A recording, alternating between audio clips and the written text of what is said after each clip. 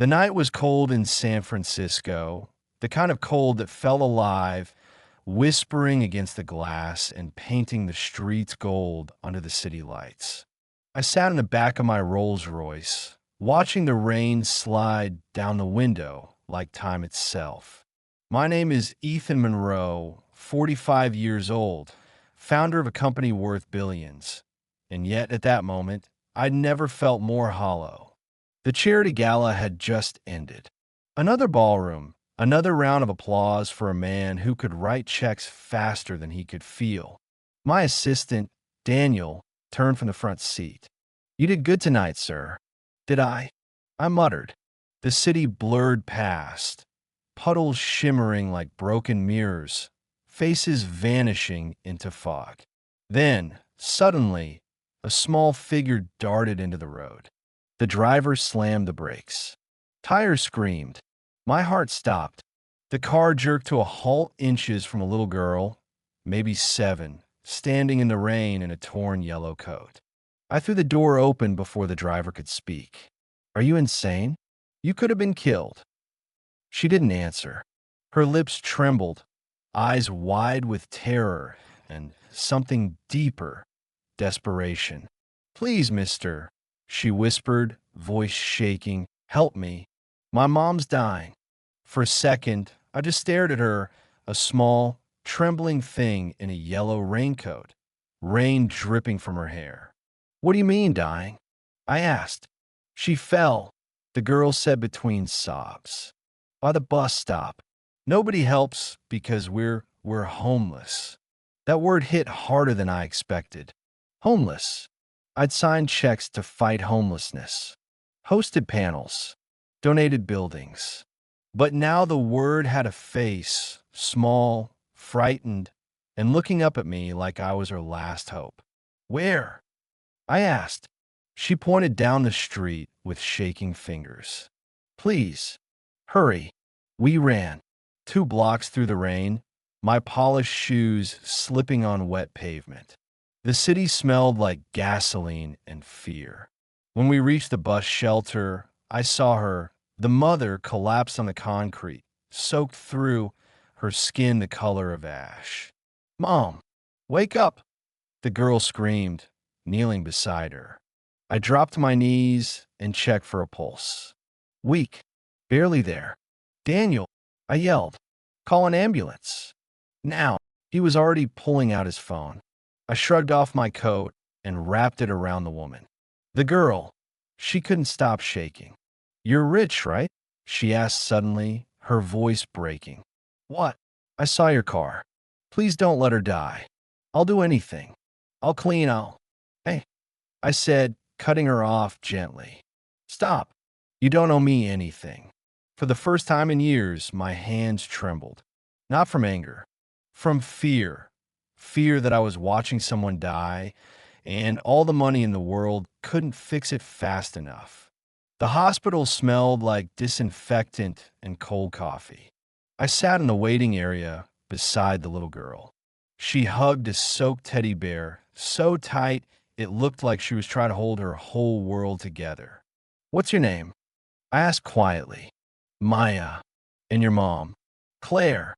I nodded. "She's going to be okay. The doctors will take care of her." She looked up at me with eyes too old for her face. "You promise?" "I promise." But even as I said it, I didn't know if I could keep it. Hours passed. The hum of vending machines, the flicker of overhead lights. Everything started to blur. Then the ER doors opened and a doctor stepped out, clipboard in hand. "She made it," he said. "Severe pneumonia, malnourished, but she'll recover." I let out a breath I hadn't realized I was holding. Then his tone shifted. "However, there's no insurance. And the social worker says they've been living under the Fifth Avenue Bridge." My chest tightened. I'd driven over that bridge hundreds of times, never once looking down. I turned to Maya. "Do you have anyone else?" "Family." She shook her head. "Just Mom. And Teddy." She held up the bear.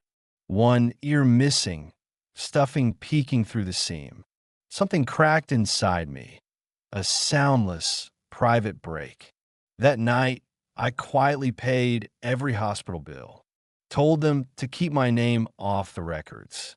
But when I came back to check on them, the room was empty. The bed was stripped. Claire and Maya were gone. For the next 3 days, I didn't sleep. I sent my staff to every shelter, hospital, and outreach center in the city. Nothing. It was like they'd vanished into the rain. Then one morning, Daniel walked into my office holding a newspaper. His face was pale. "Sir, you need to see this."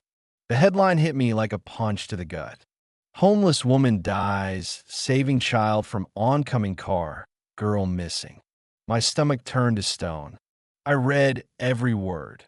Witnesses said a woman had pushed a stranger's child out of the street and was struck by a car.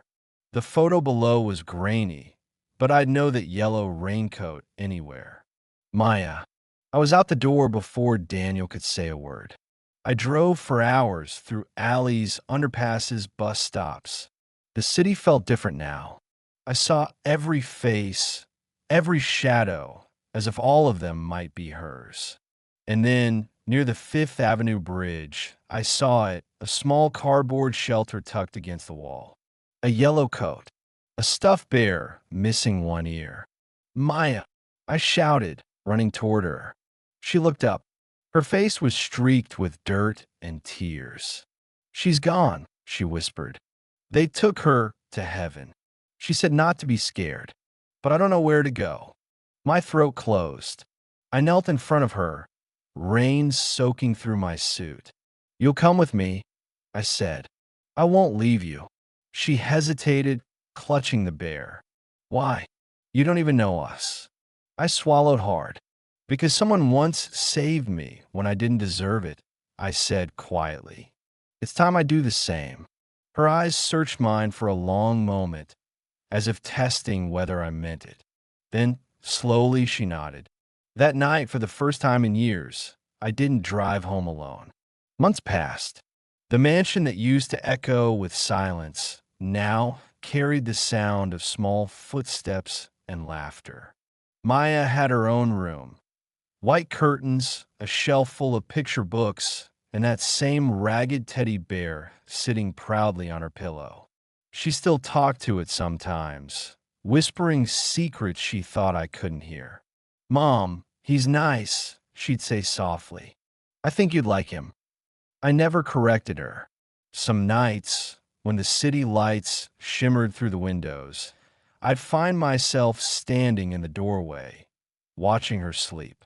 That little girl had somehow filled a house that billions couldn't. One evening, as I tucked her in, she blinked sleepily and asked, "Are you my dad now?" The question caught me off guard. My throat tightened. I smiled. "Only if you'll have me." She nodded, half asleep. "Then you're my favorite dad ever."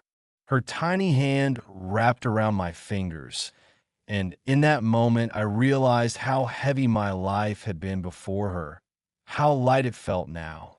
A year later, I launched the Claire Foundation, a program to help homeless families find housing, food, and safety. At the opening ceremony, the reporters gathered around, microphones flashing. "What inspired this, Mr. Monroe?" one of them asked. I looked down at Maya, sitting in the front row, legs swinging above her chair, holding her bear tight. "A little girl stopped my car one night," I said, "and when she spoke, she reminded me what a real human being sounds like." The cameras clicked, lights flared, but none of that mattered. Because behind every flash, I could see her mother's face and the promise I made that rainy night. I kept it, and in keeping it, I finally found something I'd lost years ago: purpose. Sometimes all it takes to save a life is to stop long enough to see it.